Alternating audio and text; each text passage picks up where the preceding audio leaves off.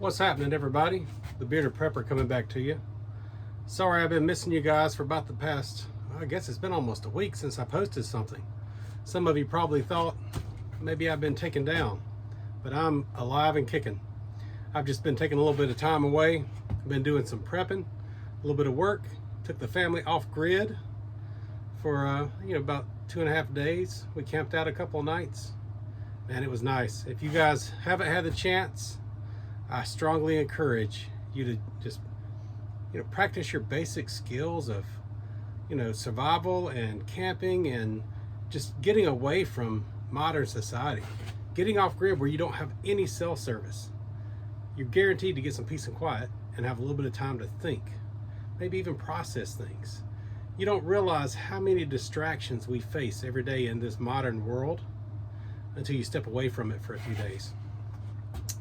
Anyway, that's not what I came here to talk about tonight.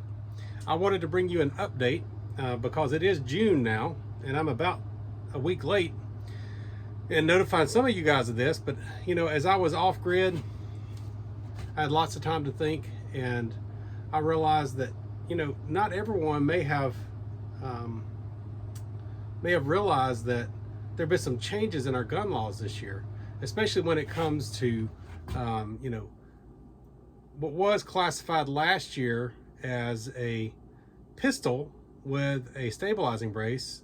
As of June 1st, the grace period is over, and anyone owning a pistol with a stabilizing arm brace is now a felon unless you gave the government a whole bunch of information about yourself and your firearms that you have and stuff like that. So if you're not aware of it, the ATF put out a rule back in January and gave everyone until the end of May to register their firearm. If it was, I'll show you. If you had a short barrel like this that was less than 16 inches, this is obviously just the upper. It would have gone on something like this lower here. Has the stabilizing arm brace. So, if it was on there, it would have been much shorter. It was once considered a pistol, and the ATF said for years it was okay, perfectly legitimate, no problem. It's a pistol, has a stabilizing brace. But then this year they said, well, people are shouldering that stabilizing brace, which people were. So we're going to declare it a short barrel rifle. So they gave you options. You could either do what I've done here to make it legal. This is no longer a pistol or a short barrel rifle. Has the same stabilizing brace with a slightly shorter buffer tube, but I put a 16-inch barrel on it, so it's now a stabilizing brace that is on a rifle, which is completely legal. I did check that, by the way, before I started the video. So for all the people that are worried about safety violations out there, I did check to make sure it was empty before I started filming. So you can see the difference if I hold it up like this. If this upper was on instead of that one, it's much shorter. That's now illegal. If you have a firearm with one of these on your lower, and any kind of, not just a stabilizing brace, any kind of flat surface that could function as a shouldering implement that's not part of the buffer tube. See, this one has a flat buffer tube on the end. That's fine. It's short. You can't adjust it. That's just the buffer tube. It's required for the functioning of the firearm. That was their words at the ATF, not mine. So you have to either do one of 4 things. Do what I did here, put a 16-inch barrel on, make it a rifle. Or I don't know anyone that would do this, but you could take this and lower the whole firearm and just give it to the ATF and say, here, take my gun away from me. That's an option. I don't know of anyone personally that's done that, nor would, but the other option, which I also don't know anyone that would do it, you could destroy the firearm. You could take it through a metal saw and just saw it up into pieces. Then you would be okay. Or the other option, which some people did, I'll get into that in a minute, it required you to register your firearm as is. I could have kept it as is. I could have kept the short barrel on it. I could have kept it in one piece, kept the stabilizing brace. It would have been just fine then as a short barreled rifle, but I would have had to fill out forms, give them my personal information, submit all those required documents or documentation to the ATF, and register myself as a special gun owner that had a short barreled rifle. They would have had the right to come and inspect that, you know, yada, yada, yada. I decided just to get out of that and make it into a rifle until such time either that ruling is overturned and we're once again allowed to exercise our Second Amendment freedom and have pistols with stabilizing braces, or, you know, whatever the case may be. So this is perfectly legal. I can have this. This is only a gun part. It's perfectly legal to have that on a rifle. It's perfectly legal for me to own a short AR upper because it's not attached to an arm brace. So, you know, when it comes to rifles, it already has the same butt stock, buffer tube style attachment, has the longer barrel. That's perfectly legal. I can have that. But for those of you out there that are exercising your Second Amendment rights and you still have a pistol of any style with a stabilizing brace of this style or any other style, whether it has the straps on it or, you know, this is the Gearhead Works tail hook mod 2. If you have that on a short barreled pistol, it's now a short barreled rifle and you are now a felon. So I'm putting this out just to call attention to it. So if any of the viewers out there do have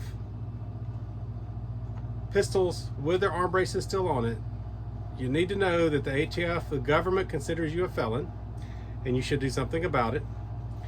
The grace period is over to register your firearm for free. I guess you could submit the paperwork now. I would recommend taking the pistol brace off of your gun, or do what I've done here, you know, put a rifled upper on it and keep yourself legal until you get to such a situation as either you're approved to have it as a short barreled rifle or you've put a longer 16-inch barrel on it. So with that being said, I'm not aware of them having gone to anyone's door, but the most interesting part of all of this is America's response to that ruling, the pistol brace ruling.